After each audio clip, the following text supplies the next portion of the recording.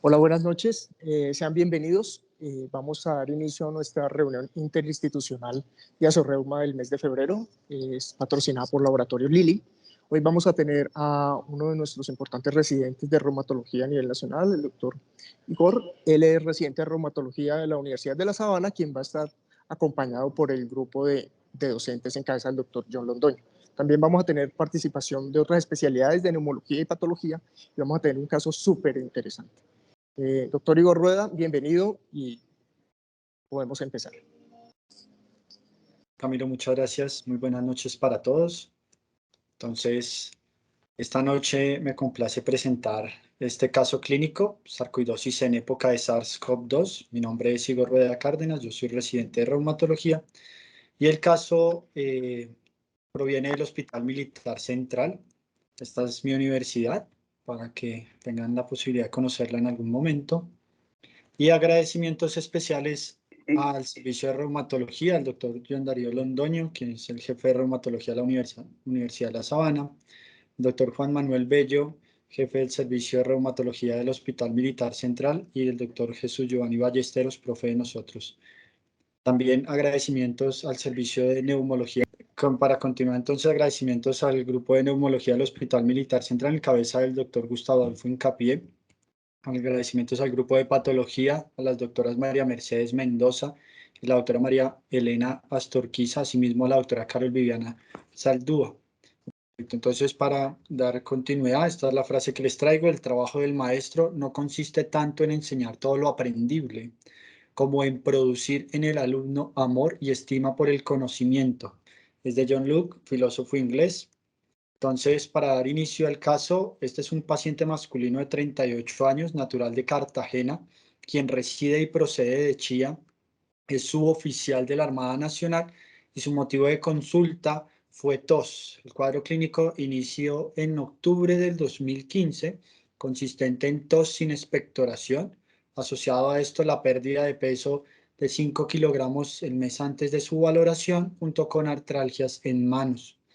Fue valorado en consulta externa, donde se le realizó un TACAR, entre otros exámenes, y en el TACAR se documentó adenomegalias mediastinales paratraqueal derecha y opacidades en vidrio esmerilado, por el cual remiten para hospitalizar en el Hospital Militar Central en abril del 2016. En este momento, él ya presentaba tos con expectoración purulenta. Durante su hospitalización, se le realiza un lavado broncoalveolar con biopsia transbronquial. En la biopsia, en el lavado broncoalveolar hubo 16 linfocitos, no hubo evidencia de infección, los cultivos para bacterias, hongos y para micobacterias fueron negativos, y estas son las imágenes de la patología de esa primera biopsia transbronquial. Bueno, buenas noches para todos, de parte del Servicio de Patología del Hospital Militar. Entonces les traigo las muestras de la patología. Esa es la foto en 10 por de la biopsia transbronquial que recibimos. Entonces aquí podemos ver hacia la parte derecha todavía el parénquima pulmonar, los alvéolos que mostraban todavía una arquitectura conservada, pero si vemos ya hacia la parte izquierda podemos ver que hay una destrucción de ese patrón por un infiltrado inflamatorio, que si quieres sigue la siguiente. Cuando nos acercamos vemos que ese infiltrado pues no solamente nos hace primero un engrosamiento de los septos alveolares, como lo podemos mostrar, un aumento del infiltrado inflamatorio, especialmente a expensas de los linfocitos, y donde además podemos ver gran cantidad de neumocitos reactivos que los están recubriendo. Y además empezamos a ver la presencia de histiocitos epitelioides que nos sugieren una inflamación granulomatosa. Siguiente. Nuevamente para mostrarles un poco del patrón de los septos que están engrosados, acompañados de esos neumocitos reactivos, como se pueden observar ahí. Y en la siguiente imagen, nosotros, dale la siguiente. En esta parte pues ya podemos ver como tal el consolidado que nos muestra nuevamente unos esbozos de unas células, unos histiocitos de tipo epitelioide, acompañados de células pusocelulares y linfocitos presentes acompañado todo el cuadro. Por lo tanto, nosotros dejamos este diagnóstico como unos hallazgos compatibles con una enfermedad intersticial y pues que planteaba una neumonitis por hipersensibilidad, pero nuevamente hacer énfasis en que estos datos se deben correlacionar con la historia del paciente para pues así llegar a un diagnóstico de trabajo conclusivo. Muchas gracias, doctora. Para continuar, bajo estos hallazgos de la biopsia transbronquial, se consideró el diagnóstico de neumonitis por hipersensibilidad. El paciente se le da egreso con tratamiento con corticoide y seguimiento por la consulta externa.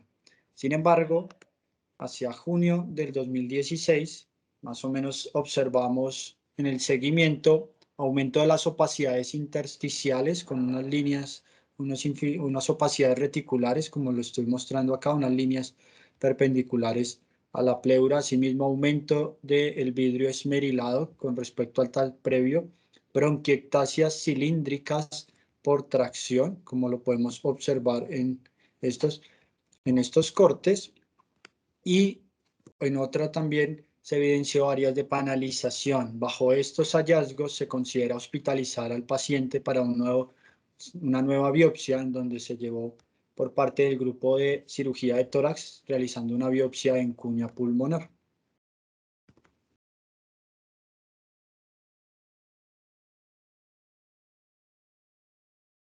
Bueno, entonces aquí podemos observar Ay, qué pena contigo. Discúlpame, es que...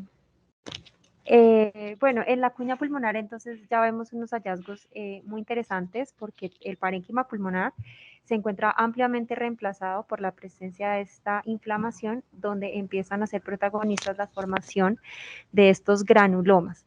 Hay una cosa que es importante que tenemos que ver, y es que el parénquima además se encuentra desprovisto, digamos, de una gran cantidad de linfocitos acompañantes que estén haciendo una corona alrededor de los granulomas, y eso es importante, que nos dan esa apariencia de que están desnudos, y además que se conforman además de esas células epiteliales, pero que están mucho más condensadas entre ellas, se ven ampliamente eosinófilos o rosados, como los podemos ver, y ninguno de ellos, si quieres darle la siguiente imagen, ninguno de ellos mostraba rasgos de necrosis en su centro o algún otro tipo de, sí, de casificación, de necrosis de casificación, y algunos de ellos también tienden a ser de coalescer y de tender a formar un granuloma de gran tamaño.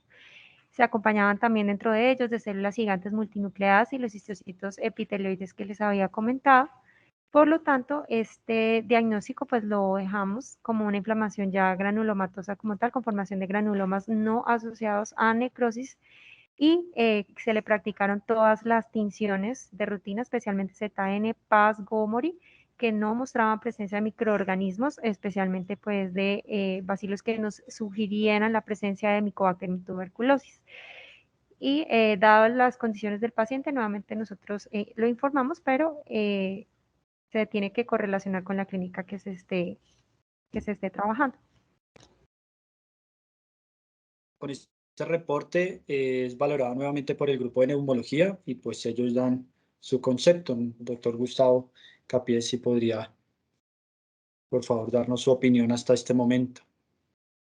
Bueno, gracias, Igor. Yo creo que pues hasta este momento tenemos un paciente que tiene unas anormalidades en la imagen que son un cuadro típico, como lo mostraste, de vidrio esmerilado en ambos campos, con algunas sanos de panalización que, aunque no las vimos, pues están descritas, y con compromiso generalizado, como lo había dicho.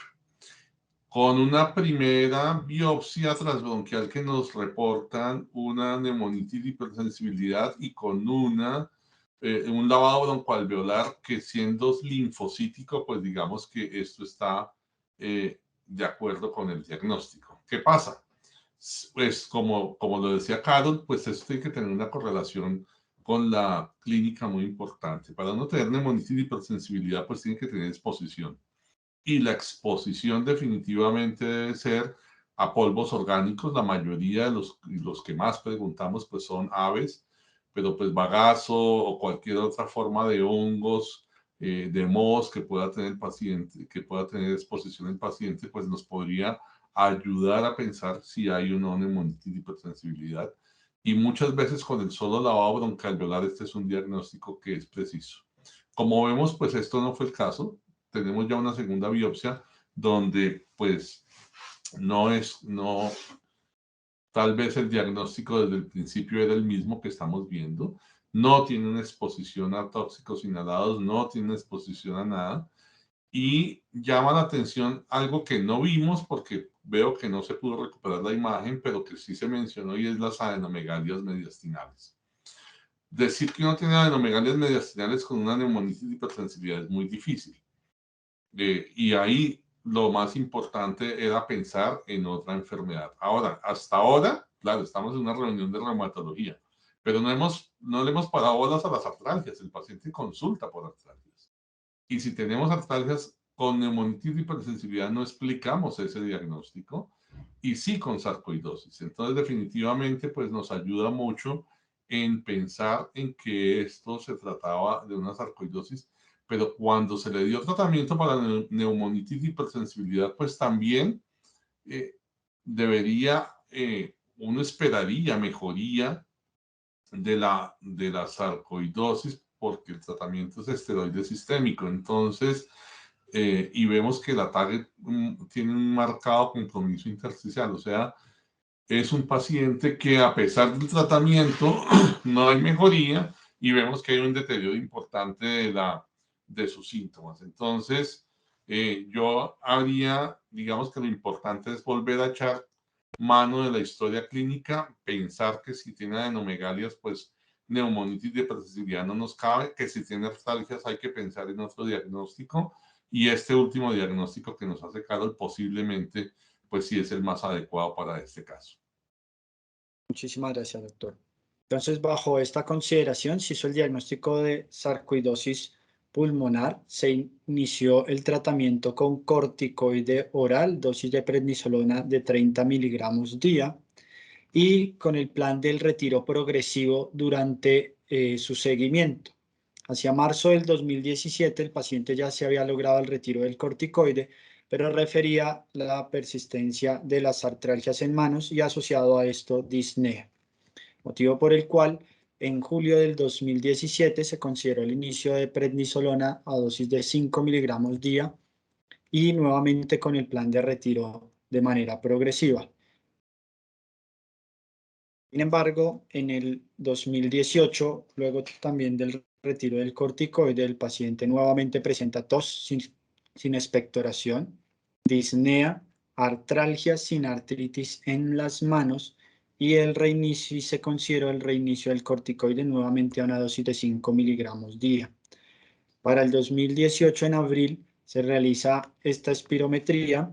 En la espirometría podemos observar una relación, pues primero la capacidad vital forzada del paciente está reducida con respecto al valor de referencia y lo mismo el BEF1 también lo encontramos reducido. Sin embargo, la relación cuando se encuentra normal esta relación. Esta espirometría es lo que nos sugería la evidencia de un patrón restrictivo para febrero del 2018. Con estos hallazgos, nuevamente el paciente es valorado en agosto. Se consideró, por lo tanto, aumentar la dosis de corticoide a prednisolona a 30 miligramos día y continuar el seguimiento por la consulta externa. Sin embargo, en noviembre del 2018 se recomplementan las pruebas de función pulmonar, se realiza una DLCO, la cual se reporta como disminuida, con una KCO que también está disminuida y persistía la alteración restrictiva en la espirometría.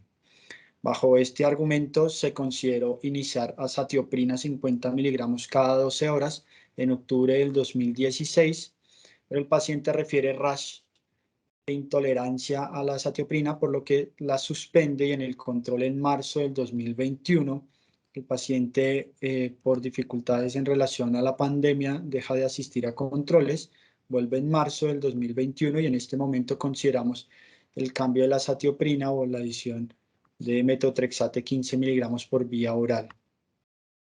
Desde marzo a noviembre el paciente no asiste por motivo de la pandemia, había temor del riesgo de infección en el hospital.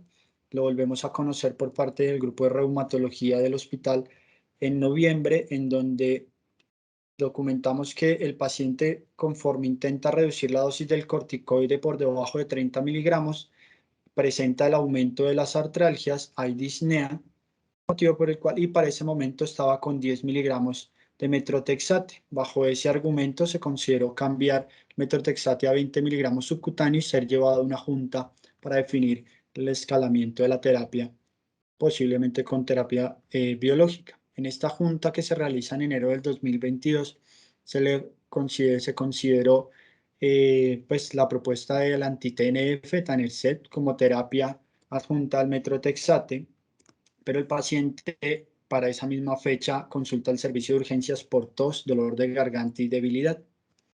El cuadro clínico para ese momento eran 5 días de evolución de rinorrea y hialina, odinofagia, astenia y adinamia.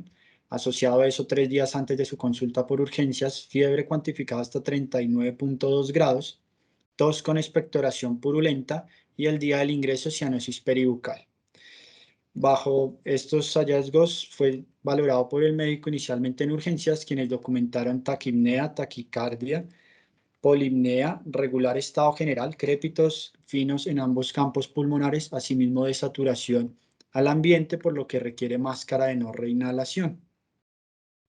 Se le toma esta radiografía en donde podemos ver opacidades en vidrio esmerilado bilateral, asociado a esto de la consolidación del lado derecho, y para clínicos con gases arteriales que, para resaltar la hipoxemia moderada que presentaba, no había evidencia de hiperlactatemia, y la linfopenia. Se sospechó la infección por SARS-CoV-2, se realizó el antígeno, el cual era positivo, y se tomaron marcadores de severidad, en donde se documentan transaminasas elevadas, LDH elevado, elevación de la creatinina con una basal del paciente de 0,9, PCR también positiva, y prolongación de los tiempos de coagulación, más de 5 segundos cada uno, con una ferritina aumentada, troponina normal y dímero D negativo para la edad. Durante la estancia en el hospital, el paciente persiste con dificultad respiratoria, se le inició dosis de corticoide con dexametasona 6 miligramos día, y más o menos hacia el 7º día presenta deterioro de su patrón ventilatorio y se sospechó un tromboembolismo pulmonar por elevación del dímero D. Se le toma el TACAR, en donde podemos ver en la ventana de de pulmón, las opacidades son en realidad opacidades en vidrio esmerilado asociado a consolidaciones que comprometen más del 90% del parénquima pulmonar. El paciente en este momento requiere traslado a la unidad de cuidados intensivos, se le inicia cánula de alto flujo y hacia el día 7, hacia el día 8 de hospitalización requiere intubación orotraqueal. Esta placa que ven a mano derecha es la última radiografía. El paciente fallece el día 16 de su hospitalización por complicaciones multisistémicas en relación a la infección por SARS-CoV-2. Entonces, ¿qué es la sarcoidosis? La sarcoidosis es una enfermedad inflamatoria que su etiología es desconocida, sin embargo, se considera que puede estar en relación a diferentes antígenos que son adquiridos principalmente por vía inhalada, y por eso el pulmón es tal vez el órgano más frecuentemente comprometido. Y esta enfermedad se asocia a la presencia de granulomas, como lo observábamos en la patología. Estos granulomas se caracterizan por encontrarse bien formados, con ausencia de necrosis en su centro, que se define como caseificación usualmente, y al ser una enfermedad multisistémica, pues virtualmente todos los órganos se pueden ver comprometidos. Sin embargo, como les venía diciendo, el pulmón y los ganglios mediastinales son los órganos más frecuentemente comprometidos. Dentro de nuestra epidemiología local, este es un artículo que sale publicado en el 2021 en la Revista Colombiana de Reumatología, en donde se realizó la caracterización epidemiológica de los pacientes con sarcoidosis, la Fundación Valle de Lili en Cali. Aquí describen 36 pacientes y la edad del diagnóstico para las mujeres fue de 53 años y para hombres de 40 años.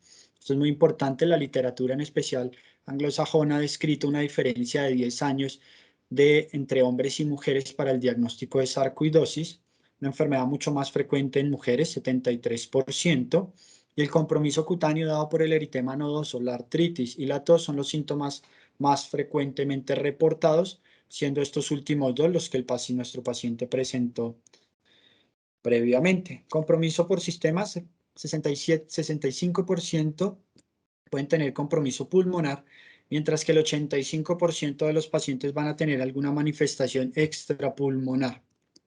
Dentro de estas manifestaciones extrapulmonares, el compromiso cutáneo es el más frecuente en el 50% y el músculo esquelético en el 33%. Al momento de la descripción, el 76% de los pacientes había recibido o estaba recibiendo esteroides, 26% metotrexate y 15% terapia biológica. Este es otro de nuestros reportes. Este es un reporte de 8 de la universidad, del Hospital Universitario de Santander en Bucaramanga, donde describen 8 pacientes con sarcoidosis y nos muestra que el 75% de los pacientes que diagnosticamos con sarcoidosis los vamos a encontrar en un grado 1 o grado 2 de compromiso pulmonar. Ya hablaremos un poco rápidamente del grado del compromiso pulmonar en sarcoidosis, y un 25% pueden estar en grado 3 o grado 4 en el compromiso pulmonar. Fisiopatológicamente, la sarcoidosis inicia con un antígeno que va a ser el desencadenante de toda la activación de la respuesta inmune. Este antígeno inicialmente va a ingresar por la vía aérea y va a ser reconocido por células presentadoras de antígeno o principalmente por los macrófagos alveolares, y estas células lo que van a hacer es reconocer a través de los toll-like receptor y bajo una cascada de inflamación, perdón, una cascada intracelular, disculpen, va a llegar hasta la transcripción y la producción de amiloide sérico A y diferentes proteínas de choque térmico que van a tener implicaciones en la formación y el mantenimiento del granuloma. Entonces, aquí podemos observar que este amiloide sérico A y estas proteínas de choque térmico se van a encontrar también dentro del granuloma y pueden participar en el mantenimiento de este. También los macrófagos, al reconocer estos antígenos, pueden activar un complejo metabólico denominado mTORC1, el cual les va a permitir diferenciarse hacia células epitelioides y hacia células multinucleadas que frecuentemente o que vamos a encontrar a la evaluación histopatológica de los pacientes con sarcoidosis, que son esos granulomas con esas células multinucleadas. Y también nos van a producir diferentes citoquinas proinflamatorias como la interleuquina 6, que se ha encontrado en altas concentraciones en el lavado broncoalveolar de los pacientes con sarcoidosis, también la interleuquina 12 y la interleuquina 18, que van a permitir generar una diferenciación de estas células efectoras a través de la presentación antigénica y en el contexto del compromiso en la función de los T reguladores que van a encontrarse en menor concentración, como se ha observado en el lavado broncoalveolar de estos pacientes. Es muy importante tener en cuenta que esta célula dendrítica y todo lo que ocurre a nivel intracelular va a verse afectado y modificado por diferentes factores genéticos, epigenéticos y medioambientales que van a conferir esa susceptibilidad de ciertas personas al desarrollo de la enfermedad. Normalmente, cuando se forma el granuloma, existe una respuesta inmune tipo 1 que es la adecuada, que nos va a permitir llegar hasta la resolución del granuloma. Y esto se presenta a través de el complejo, el antígeno leucocitario humano DR3. Esta presentación antigénica, cuando se realiza a través del antígeno leucocitario humano DR3, pues va a favorecer que haya una modulación de toda esa respuesta inmune, ingresa o participa en los linfocitos CD4 y va a llevar a toda esa resolución y ser una enfermedad autolimitada con la destrucción de ese granuloma. Pero cuando no participa el HLA-DR3 o no es reconocido por los linfocitos T efectores, pues esto va a permitir que se perpetúe ese proceso inflamatorio y que se favorezca el desarrollo y el mantenimiento de los granulomas, que es lo que observamos en los pacientes con sarcoidosis. ¿Y cómo diagnosticamos la sarcoidosis? Se compone de 3 pilares fundamentales. Primero, la clínica de este paciente o de los pacientes con sarcoidosis. Existen cuadros clínicos muy sugestivos de la enfermedad. El síndrome de Löfgren es uno de ellos. Y además de esto, se debe hacer la exclusión de otras enfermedades granulomatosas similares, principalmente tuberculosis, mas no es la única. Ya vimos la dificultad que hubo inicialmente en el diagnóstico diferencial de una neumonitis por hipersensibilidad, pero también algunos tumores o linfomas con compromiso severo en médula ósea también pueden generar estos granulomas. Y por último, pero no menos importante, la evidencia histológica, que si si la clínica es muy sugestiva de sarcoidosis, se puede obviar este último eslabón de la cadena del diagnóstico. Específicamente en nuestro paciente que presentaba artralgias, la artropatía por sarcoidosis se presenta entre el 6 al 35% de los pacientes. El compromiso articular asimétrico suele ser del 13%, 20% de los pacientes presentan artritis oligo o poliarticular y 40% pueden presentar artralgias oligo o poliarticular.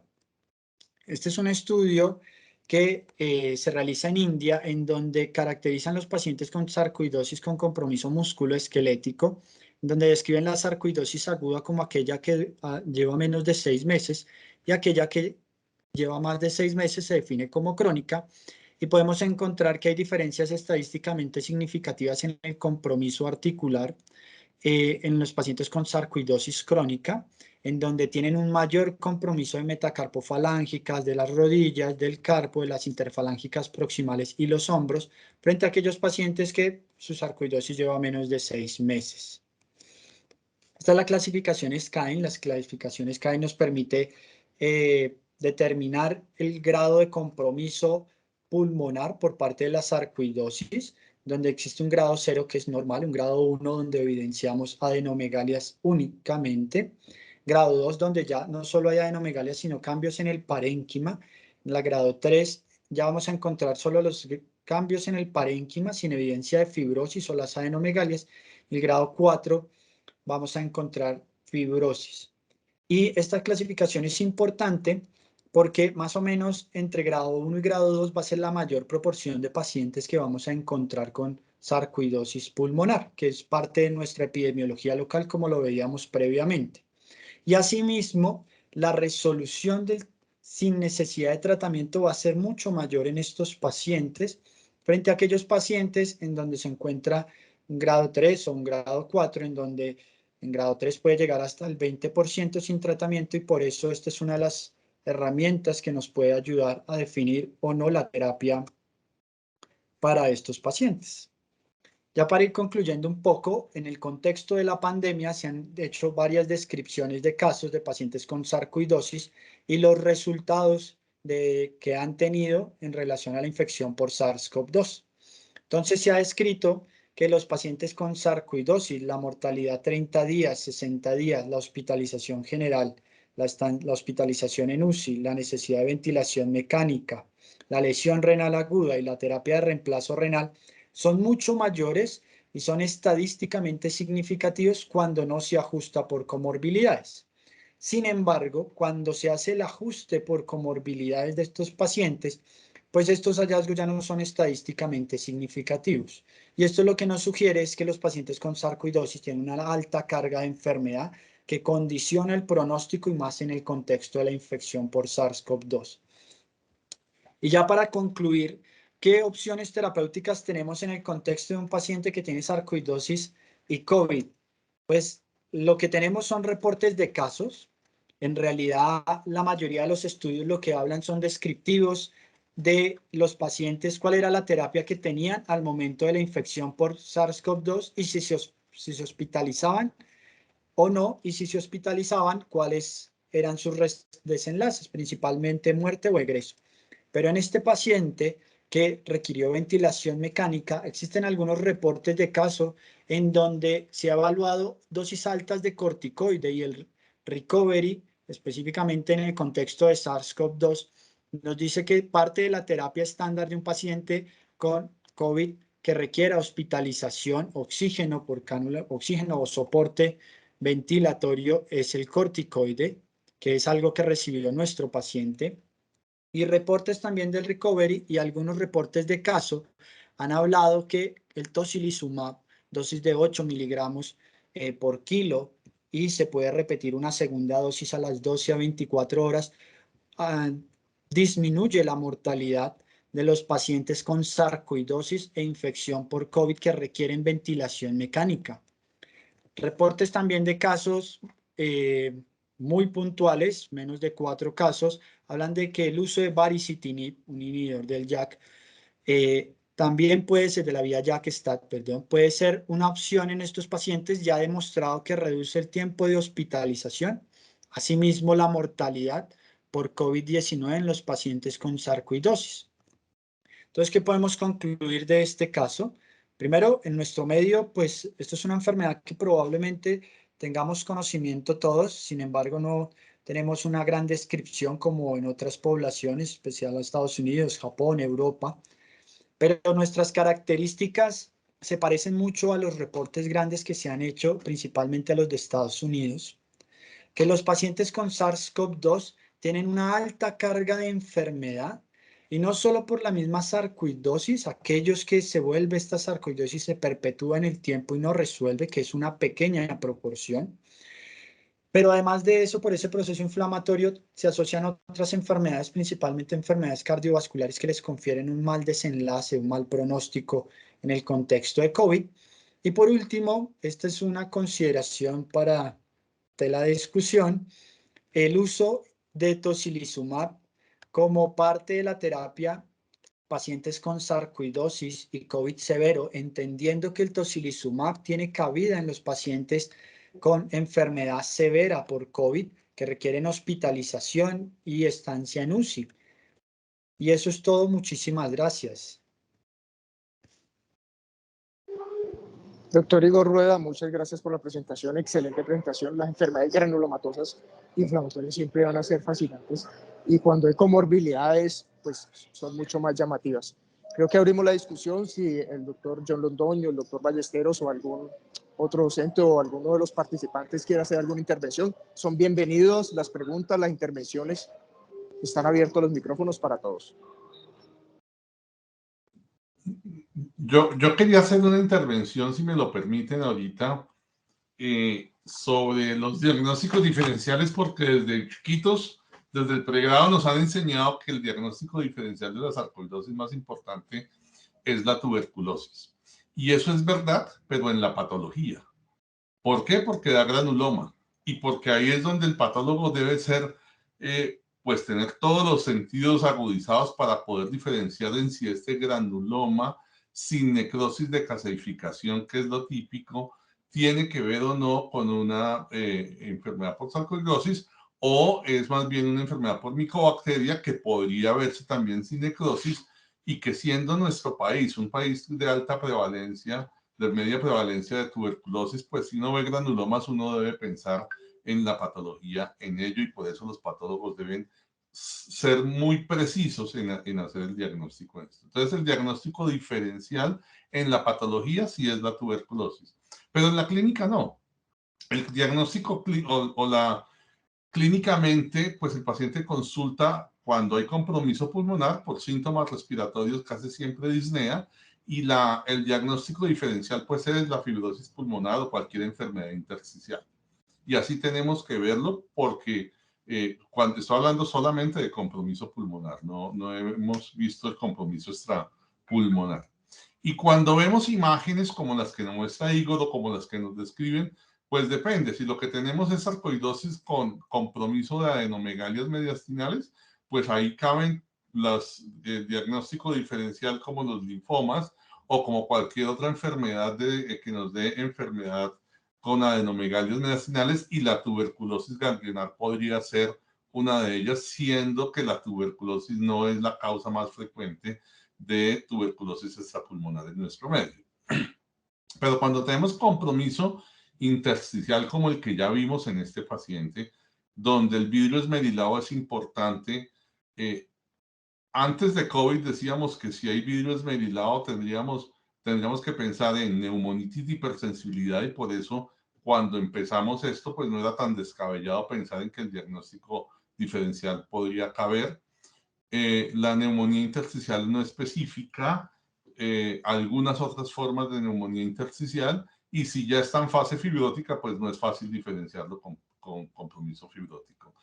La neumonía por neumocistis Girovechi también da un patrón radiológico muy parecido, y hoy pues ustedes no tendrán ninguna duda en que esa imagen que presentamos de primeras se parece a un COVID. O sea, la neumonía viral podría ser un diagnóstico diferencial también en esas imágenes.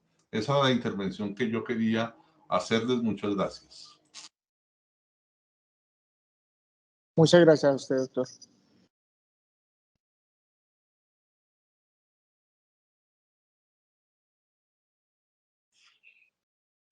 Camilo, no, pues primero, Igor, te felicito, has sido claro en la exposición de tu caso. Y queríamos traer el caso a discusión en el sentido de la relación de las subespecialidades de la medicina interna, especialmente en nuestra cercanía con neumología y ahora en la época de COVID y post-COVID, donde esa relación se ha afianzado. Siempre hablamos de sarcoidosis dentro de estos pacientes que tienen compromiso pulmonar y compromiso osteomuscular esquelético, y siempre hay una zona gris en este paciente. Pues digamos que podríamos, gracias a la patología, a la participación de neumología, pues encaminarnos desde el principio a la sarcoidosis. Pero nosotros como reumatólogos de repente encontremos una zona gris de pacientes con manifestaciones no tan específicas pulmonares y manifestaciones articulares que nos hacen algunas veces establecer un proceso de diagnóstico diferencial que muchas veces no es conclusivo. Aquí hay un punto interesante que trató Igor, y es el tratamiento. El tratamiento de este paciente llamaba la atención que no se pudieron bajar los esteroides de manera regular durante su evolución porque reaparecían los síntomas pulmonares y los articulares. O sea, el paciente no toleraba bajar más de 10 miligramos la prednisona durante el tiempo de seguimiento que estuvo por reumatología, porque las artralgias y las artritis reaparecían. Creo que ahí hay un punto de encuentro y discusión. ¿Cuál sería la opción más cercana en este paciente antes del COVID y cuando tuvo el compromiso por COVID? Me gustaría dejar abierta esa discusión en cuanto el tratamiento, cuáles considerarían que podría ser la mejor opción en estos casos. Muchas gracias.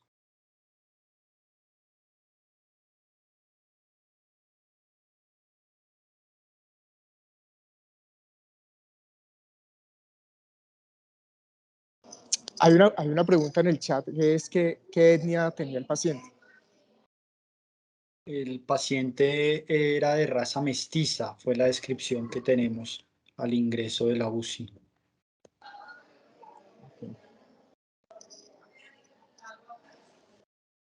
Creo que la pregunta la hace la doctora Gloria Vázquez. Hola, Sí, buenas noches. ahí está. No, Hola, doctora. ¿Cómo está? No, es por curiosidad, porque de todas maneras, como la asociación con raza o con etnia negra es mucho más alta, entonces quería como curiosear, el paciente era de Cartagena, entonces podía tener la probabilidad de que hubiera sido de etnia negra y tenía esa curiosidad. Me llamó mucho la atención lo del HLA-DR3. ¿Me podrías como precisar? O sea, el DR3 entonces es un protector de que la sarcoidosis progrese. En estudios in vitro se ha demostrado que cuando se presenta dentro de los péptidos antigénicos que se presentan y que se han relacionado con la sarcoidosis está la vitronectina. Este péptido antigénico se presenta a través del DR3 y se ha visto que cuando los pacientes presentan o se hace la presentación antigénica con el DR3, tienen una enfermedad más benigna y por ende tiene una mejor resolución de la enfermedad. En los lavados broncoalveolar de pacientes con síndrome de Löfgren, hay en ellos hay como un 30-40% más o menos de linfocitos y células macrófagos o células presentadoras de antígeno que presentan el DR3. Eso se ha visto que es un factor que podría influir en que no tanto que no se presente la enfermedad, sino que esta enfermedad en el tiempo no se cronifique y se autorresuelva. más que como un factor protector para no tener sarcoidosis. Pero son estudios in vitro y específicamente a la hora de la presentación de la vitronectina.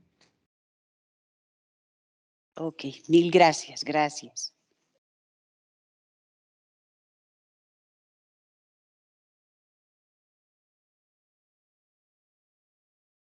Bueno, yo voy a ir revisando a ver el chat, a ver si hay alguna otra pregunta.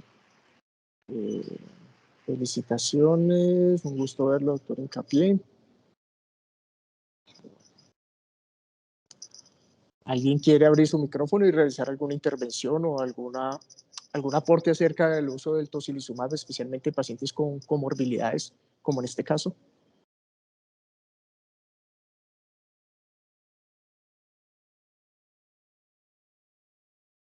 Están muy calladitos hoy. Una persona ha levantado la mano. Bien pueda. Doctor Juan Bello. Doctor Juan Bello, buenas noches, bienvenido. Buenas noches a todos.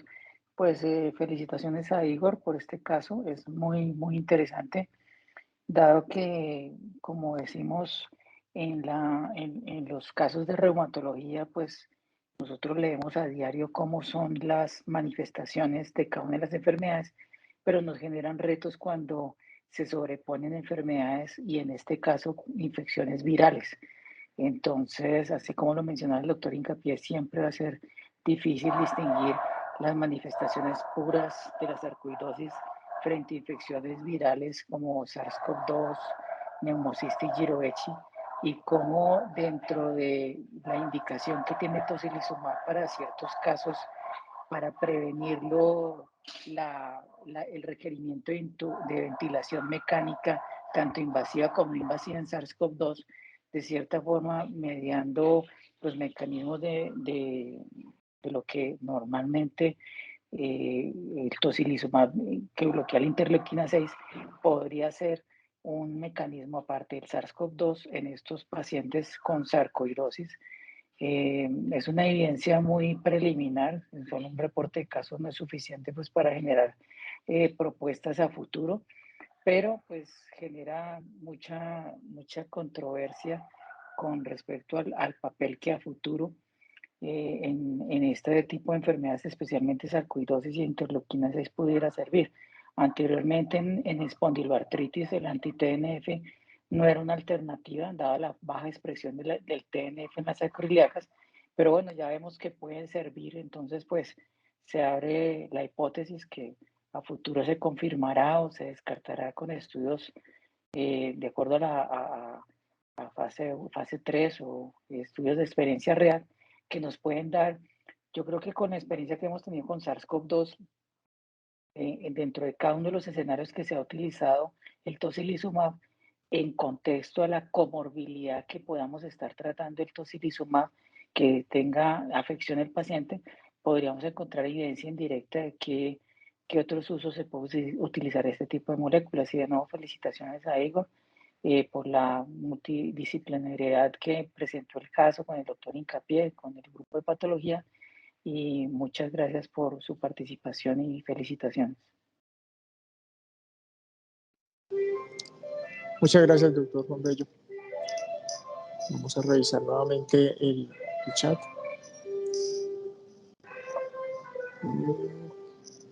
Participantes. El doctor Gustavo Hincapié levantó la mano. Sí, señor. Yo quería, pues, muy interesante ya la parte final de este paciente y pues muy triste además que no lo pudimos rescatar. Pero antes de llegar allá, y yo quiero hacer una pregunta a todos los reumatólogos, ¿cuándo consideramos necesario el cambio a otro inmunomodulador dado que fracasamos con el esteroide? Y acá me estoy dando palo yo, porque este paciente nos estaba cantando de frente que los esteroides no le servían y creo que nos demoramos mucho en hacer el cambio. Nos demoramos los neumólogos, porque creo que fuimos los que más nos demoramos en tomar las decisiones. Yo quiero oír sus respuestas y ahorita les cuento lo que yo pienso. Perdón, yo quiero dar una opinión, es que yo creo que los reumatólogos hemos aprendido que como las enfermedades de nosotros son a largo plazo, nunca empezamos una inmunosupresión e inmediatamente ponemos el ahorrador. No nos quedamos esperando a tratar de que el paciente se pueda desmontar y vuelva y se monte y vuelva y se desmonte y a ver si funciona o no funciona. De una vez sabemos que vamos a manejar una enfermedad crónica, que los esteroides a largo plazo tienen muchos efectos secundarios. Entonces, de una vez, casi que yo diría que, pregunto si es un consenso general, que creo que sí será, empezamos el ahorrador de esteroides. Y creo que en este paciente se tomaron casi más de 8 meses antes de decidir empezar primero azatioprina y después metotrexate, y eso puede haber hecho más difícil que el paciente después respondiera.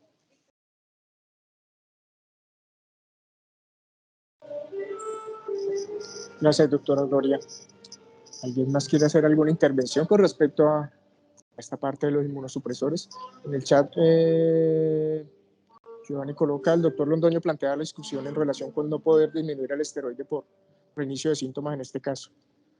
Él no tiene la experiencia, pero sería interesante pues, escuchar la experiencia de las personas que han tenido casos similares o han tenido exposición a pacientes similares. ¿El doctor Igor tiene algún aporte con respecto a lo que nos cuenta el doctor Gustavo? Dentro del manejo que se debe ofrecer a los pacientes con sarcoidosis, la primera pregunta que uno debería plantearse es si este paciente se beneficia o no de tratamiento. Esta es una enfermedad que tiene un curso benigno y hay algunas características que nos pueden ayudar a orientar a algunos pacientes que puedan resolver o no resolver. De acuerdo a una evaluación, si llega a ver si en nuestra evaluación clínica hay un compromiso inminente de algún órgano que pueda afectar o que pueda tener un riesgo inminente para la vida, o esta enfermedad compromete la calidad de vida del paciente, pues no hay duda frente al inicio de la terapia. Y el pilar del tratamiento de la sarcoidosis es el corticoide. Una gran mayoría, volvemos a lo mismo, casi un 70% de los pacientes con sarcoidosis presentan resolución de la enfermedad alrededor de 3 a 5 años de haber iniciado, habérseles hecho el diagnóstico. Entonces, algunas guías como la guía británica sugieren como el inicio de corticoide, asumiendo que este es un paciente que va a responder si tiene características de tener una enfermedad benigna, principalmente el síndrome de Lofgren.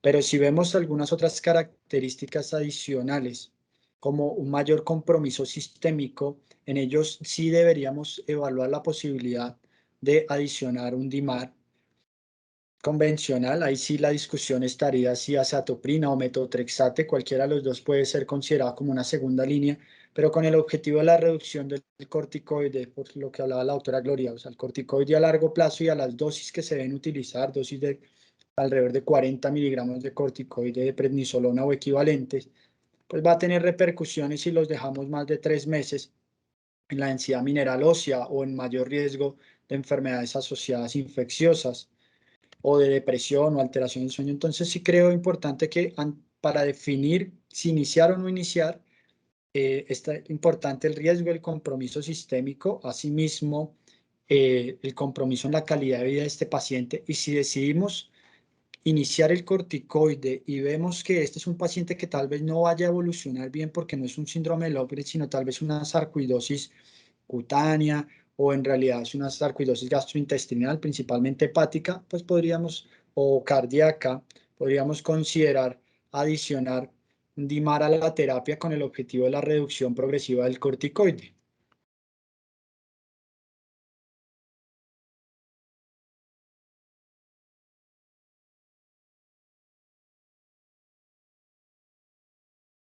Hay dos Perdón que yo manos levantadas.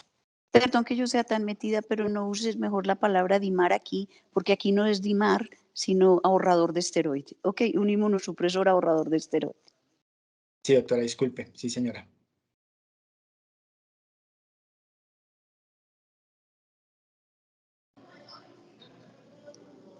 Bueno, vamos a revisar aquí por última vez el chat, a ver qué otra intervención hay. Hay dos manos levantadas, Camilo. No hay más manos levantadas por ahora. Hola, buenas noches. Bueno. Sí, yo, perdón, tengo la mano levantada. Bueno. Dale, Bueno, yo quería vamos. comentar que pues estoy de acuerdo en que en el seguimiento pues como a la línea histórica que nos plantea Igor y obviamente viéndolo en retrospectiva, pues va a ser mucho más claro de lo que seguramente ocurría en esos controles periódicos que tenía el paciente. Pues sí queda claro que no hay como control de la sintomatología netamente con el uso del corticoide. Pues encontramos que, por ejemplo, el compromiso pulmonar iba deteriorándose con varias pruebas de función pulmonar, donde DLCO cada vez un poco más disminuida, pues el compromiso pulmonar, evaluando las imágenes de la tomografía, que desde el principio en realidad ya serían un estadio, pues 4 con lo que vi, porque en realidad no fue para mí evidente la fibrosis, pero que bueno, que nos la describían entonces entre 4 y 5. Pero es decir, también haciendo énfasis en que pudo haberse hecho una intervención terapéutica diferente en ese proceso de seguimiento ambulatorio. También creo que de parte del paciente no sé qué tanto esos cambios y esa progresión de la enfermedad, que para nosotros es evidente con los estudios y las imágenes diagnósticas, no sé si para el paciente en realidad no impactaban tanto en calidad de vida, porque vimos que habían pérdidas de seguimientos por periodos muy prolongados, incluso pre-pandemia, que obviamente durante pues, la pandemia empeoró, esa pérdida de seguimiento fue incluso más prolongada y pues eso limitó que seguramente se hubieran hecho intervenciones terapéuticas diferentes y de manera más temprana. Pero también quería hacer, no sé, como esta pregunta abierta, si haber hecho un abordaje terapéutico diferente hubiera tenido en realidad un impacto diferente en la causa final de muerte del paciente, que fue una infección por SARS-CoV-2 en una persona que venía recibiendo, pues que tenía una enfermedad sistémica activa, pero que además venía recibiendo esteroides y que pues si hubiera estado en algún otro tipo de terapia inmunosupresora hubiese cambiado ese pronóstico y ese desenlace final, que fue finalmente por otra causa pues ajena a su patología de base. Muchas gracias, doctora. Doctor Igor, entonces ahí está, pues es más de los riesgos de infecciones y los riesgos de las inmunosupresiones a las que sometemos a los pacientes, y yo creo que después de eso escuchamos al doctor Gustavo con su réplica de lo que él piensa que se puede hacer o que se pudo haber hecho diferente. Sí, yo durante el seguimiento del paciente aumentaba las dosis de corticoide con el objetivo de reducir los síntomas que manifestaba, que era la artritis y la disnea al inicio o los primeros años o en el primer año de su enfermedad. Sin embargo, posterior a este ajuste de la dosis que hacía el mismo paciente, ya empezó a presentar disnea con el ejercicio. Y esto ya estaba impactando, que fue cuando empezamos también a considerar la posibilidad de la satioprina y por la alergia que presentó, el rash que presentó y la intolerancia que el paciente describió, se hizo el cambio al metotrexate. Y es muy probable que este paciente, lo estábamos viendo durante el seguimiento, unas pruebas de función pulmonar que no eran normales, que se venían deteriorando, que pese al uso del corticoide, cuando intentábamos retirarlo o cuando se intentaba disminuir la dosis, paciente nos decía claramente, tengo dolor articular, tengo disnea. Es muy probable que este paciente se hubiera beneficiado poco antes de una segunda línea de manejo, tal vez metotrexato o azatioprina como segunda opción, para evaluar la posibilidad del control de los síntomas y si no escalar tal vez hacia una terapia un poco mayor, más avanzada, tal vez la terapia biológica hubiera sido una opción, aunque pues, a partir de segunda línea debemos considerar la sarcoidosis como refractaria. Y pues aquí hay cabida a algunas opciones de terapia biológica, principalmente los anti-TNF, que fue lo que en última se llegó a la junta, pero creo que ya era demasiado tarde para el paciente por todo el tiempo que llevábamos sin buen control de la enfermedad y pues por el tema de la pandemia que ya vimos el desenlace.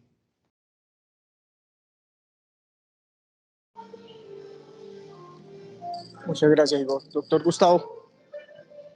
Hay mano levantada de Gustavo Rodríguez. No sé si quieres y terminamos. Buenas Doctor noches. Gustavo Rodríguez, bienvenido. Buenas noches. Muchas gracias. Mucho gusto. Yo soy Gustavo Rodríguez, soy compañero de año de Igor.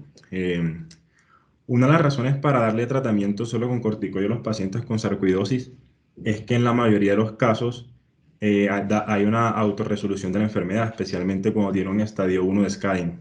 Este paciente tiene un estadio 4 casi que desde el primer momento en que se valoró. La probabilidad de que este paciente resuelva la enfermedad es de menos del 1%.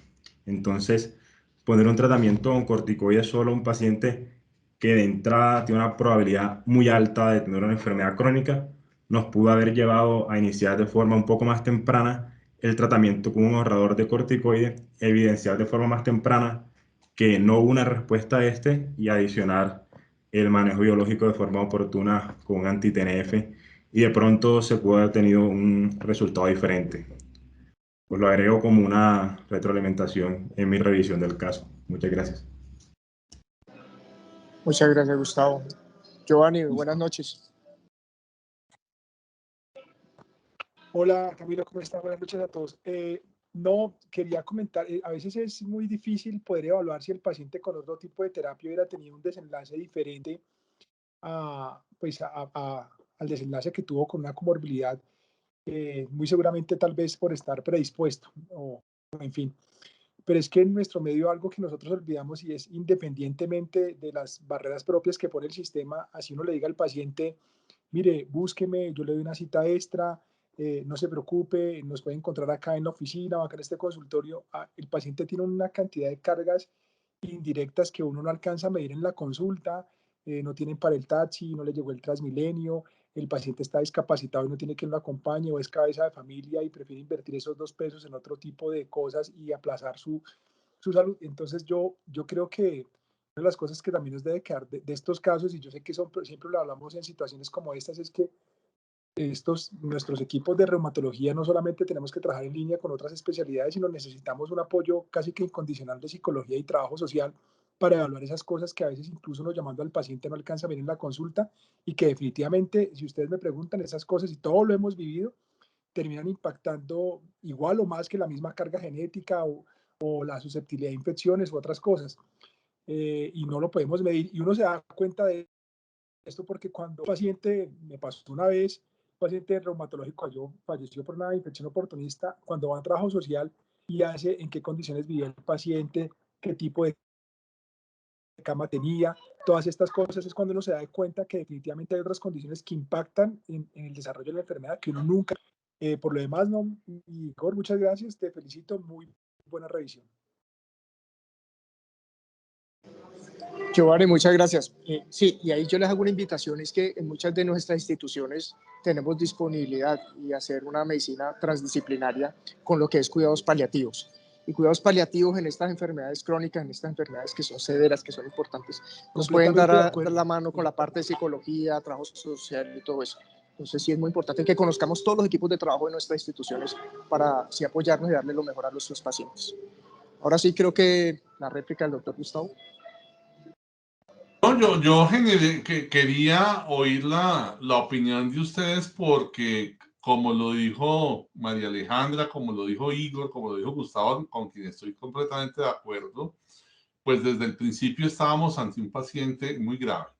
Y claro, lo que dicen ustedes mismos es, uno tiende a darle tratamiento con esteroide al paciente por un tiempo, porque siendo una enfermedad benigna en la mayoría de los casos, en muy poco tiempo puede desmontar esta terapia, se va y se acabó.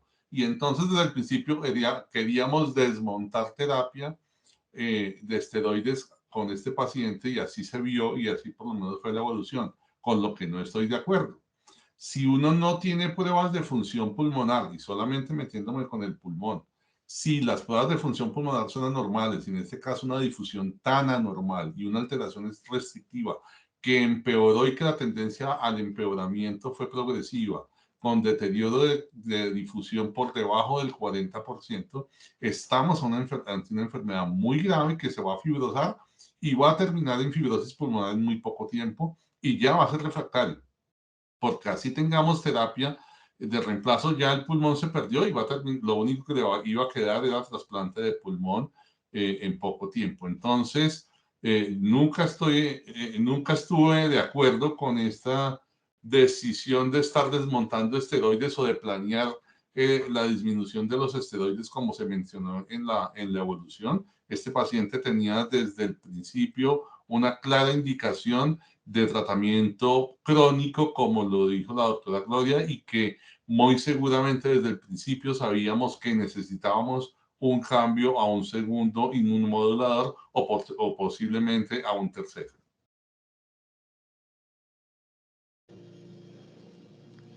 Muchas gracias, doctor Gustavo. Bueno, voy a volver a revisar a ver si hay alguien levantando la mano. No hay nadie levantando la mano. Vamos a revisar el chat. No hay ninguna pregunta adicional. Yo creo que podemos dar cierre, doctor Igor, doctor John Londoño, doctor Gustavo, Giovanni, todos los que estuvieron conectados. Muchas gracias por estar aquí participando, y yo creo que estos eventos así transdisciplinarios nos han enriquecido mucho y vamos creciendo todos académicamente. Muchas gracias a todos, y recuerden que en menos de un mes vamos a estar reunidos en Pasto en nuestro curso de actualización de reumatología, y los esperamos allá a la Junta, los esperamos con los brazos abiertos para tener un evento que va a ser enriquecedor para todos. Muchas gracias a todos y que pasen buena noche, y nos vemos en Pasto. Muchas gracias. Buenas noches. Gracias por la invitación. Muchas gracias. Chao. Gracias, Camilo. Muchas gracias. Gracias a todos. Gracias. Muchas gracias a todos.